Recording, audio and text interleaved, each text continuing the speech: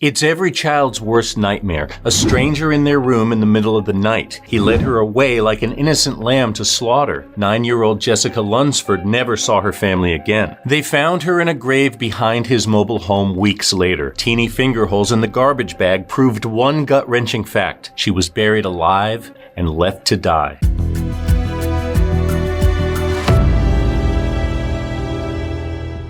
Jessica Lunsford was a shy little 9-year-old from Homosassa. It's a sleepy little town of 2,500 people, about an hour's drive north of Tampa on the west coast of Florida. She was born in October 1995 to young parents in North Carolina. They divorced and her father, Mark, won full custody. Mark and Jessica moved to Homosassa to live with his parents. They owned a double-wide trailer on Sonata Avenue in a small community of mobile homes. Jessica's pastor described her as friendly and outgoing. She was shy at times and hated the dark. She always slept with a nightlight and flashlight by her bed. Jessica was also more particular about her privacy than other kids. She didn't like people coming into her room without permission. She even kept a construction paper sign taped to her door. The words, "Please knock before entering," were written in pink magic marker. Jessica and her dad were best friends. They'd ride on his motorcycle and sing karaoke at the Saloon Bar and Grill on Route 19. She wanted to grow up to be a singer one day, or maybe an Olympic swimmer or a famous fashion designer. She was a cute kid with big dreams,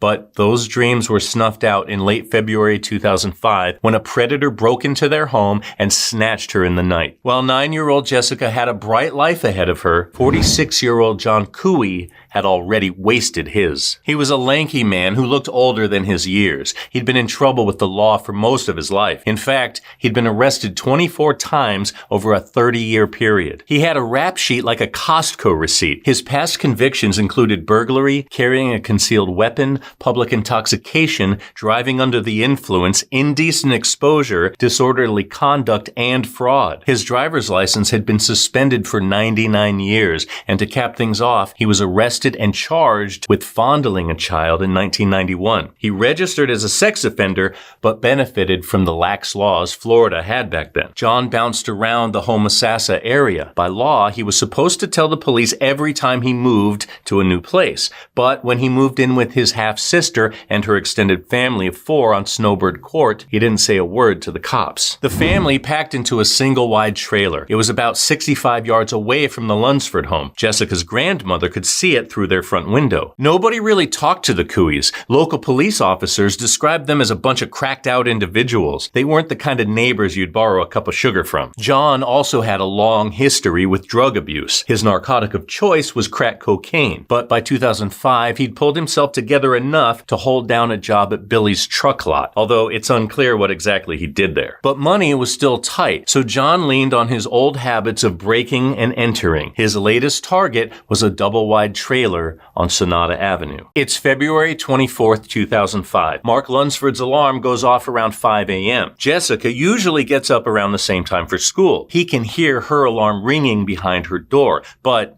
Jessica never comes out of her room that morning. Mark goes to check on his daughter, ignoring her "please knock before entering" sign. The last time he saw her was the night before. He had a date with his girlfriend that would keep him out past Jessica's bedtime. Before he left, Jessica hugged her father and said, "In case you're not here when I get done with my bath, I want to give you a hug and tell you I love you." But this morning, when Mark opens her door, Jessica is gone, and so is her favorite toy, a stuffed purple dolphin. When children go missing, police are quick to check out any sex offenders in the area. They went door to door until they came to John Couey's house, but John wasn't there. Remember, he didn't update his address after moving in with his half-sister. That was the first red flag. When detectives learned John was living with his sister on Snowbird Court, so close to Jessica's home you could see it through the window, alarm bells went off. They went knocking on his sister's door, but she told them John wasn't around. She claimed he wasn't living with them, and she hadn't seen him in a while. Without a search warrant, investigators could only do a plain sight search of the home. Little did they know they were mere feet from Jessica, who was still alive in a dark closet. Police knew deep down that John had something to do with Jessica's disappearance. It was just too much of a coincidence that he lived so close to the missing girl. They came back 19 days later with a search warrant and tore apart the trailer. In the room John was allegedly staying in, they found a blood-stained mattress. In an instant, John became their primary suspect. His family stuck to their guns. They didn't know where John was. John knew the police in Homosassa were looking for him, so he skipped town and took a bus to Savannah, Georgia, nearly 300 miles away. But John immediately got into trouble in Savannah for marijuana possession. Police had no idea he was wanted in Florida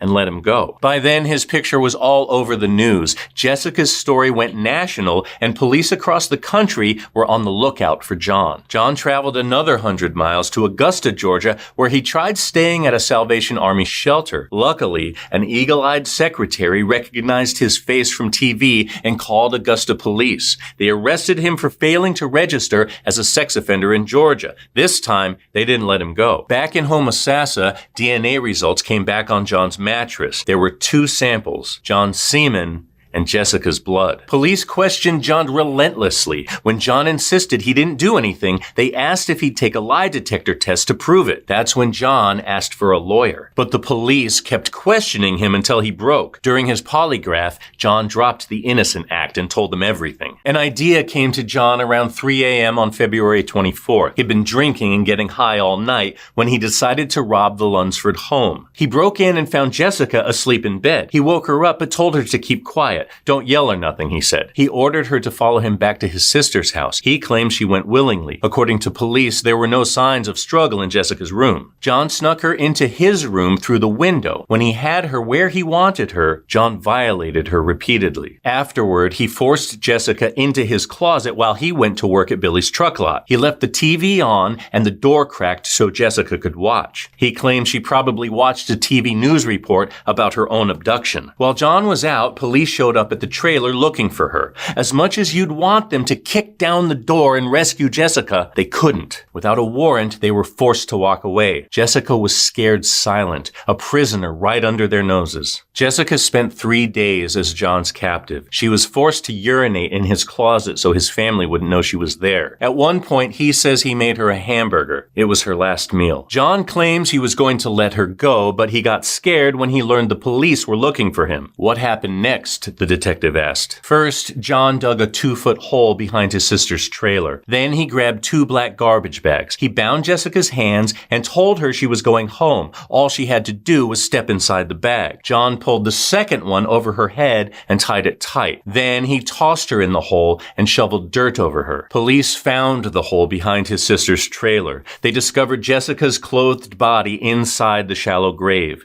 She had managed to poke 2 fingers through the plastic, trying to get out of her makeshift coffin. When they pulled her out, police found her beloved purple dolphin clutched in her arms. According to the medical examiner, she died about 3 weeks before they found her. Her exposed fingers were mummified. Her fingernails were painted in a peach-colored nail polish. According to her family, Jessica was just starting to love getting glammed up with makeup and nail polish before she was killed. Her stomach and intestines were basically empty, according to the ME. The last time she ate was somewhere between 12 hours and 4 days before her death. He also found cocaine on her body, suggesting John was smoking crack when he assaulted her last. Police had John dead to rights. They also arrested his family members for lying to police. As it turns out, his sister gave him bus money so he could get out of town, although they insisted they never would have helped him out if they knew what he had done. Mark Lunsford went on a personal crusade to make sure sexual predators like John could never shatter another family again. He lobbied Florida politicians to pass Jessica's law, which would extend prison sentences for offenders who assault anyone under 12 years old. They'd also be subject to electronic monitoring for the rest of their lives. Jessica's law passed immediately in Florida and in 40 46 other states over the years, but unfortunately, it was never enacted at the federal level. John was charged with first-degree murder, kidnapping, and sexual battery. It seemed like an open and shut case, but the judge deemed his original confession inadmissible since police in Georgia denied John his right to an attorney the first time he asked. Thankfully, all the evidence they found at his sister's trailer could be used. John sat in county jail while the state built a death penalty case against him. John's lawyers argued that John's below-average IQ was enough to consider him mentally handicapped. According to a 2002 Florida Supreme Court ruling, that would disqualify him from receiving the death penalty. A test revealed John's IQ to be 78, 8 points above the threshold. In 2007, John Couey was found guilty and sentenced to death. The ruling was closure for the Lunsford family, but they wouldn't be satisfied until John was dead. But, as we all know, the appeals process can drag death sentences out for years, even decades. In a twist of fate, the Lunsfords got their wish. In 2009, John Couey died in prison of natural causes. Due to privacy laws, John's official cause of death was never revealed. A source close to the case said John had been sick for some time, but his death was unexpected. Was there foul play involved? The door is always open. Rumor has it that people like John don't stay healthy in prison for long. Jessica's father was relieved. He was afraid he wouldn't live long enough to see John put to death. Every day for 4 years, the trailer where Jessica was assaulted and killed loomed over the Lunsford house like a dark shadow. Her family tried to ignore it, but it was hard not to stare sometimes. The book finally closed in February 2009 when somebody burned the Couey trailer to the ground. Nobody had been living there, and the electricity was turned off. Police called it arson, but didn't know who started the fire. Jessica's grandmother was watching TV in her room when she saw the orange flames flickering. She turned off the TV and walked to the window. She stood there for about an hour, she said, just watching it burn. And that's your recap. Thanks for hanging out with us today. If you like getting all the crime in half the time, go ahead and tap that subscribe button and the bell so you never miss a story. We're here Wednesdays, Saturdays, and Sundays, but don't go away. Catch up on more recaps right here, right now. Until next time, take care.